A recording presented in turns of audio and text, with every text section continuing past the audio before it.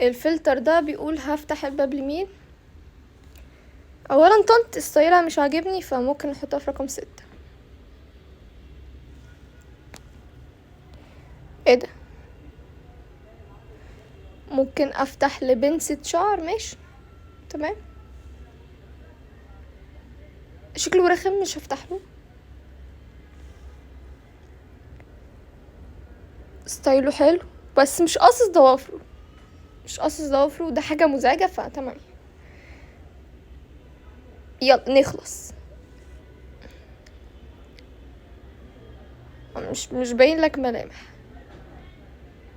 هنحطه في 3.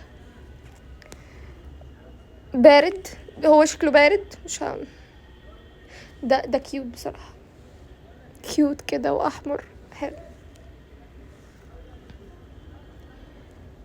الكحل سايح، ممكن يدخل امسحهوله. طيب ايه، بصلة مخرمة دي ولا تومة مخرمة؟ بس ودينا خلصنا اهو.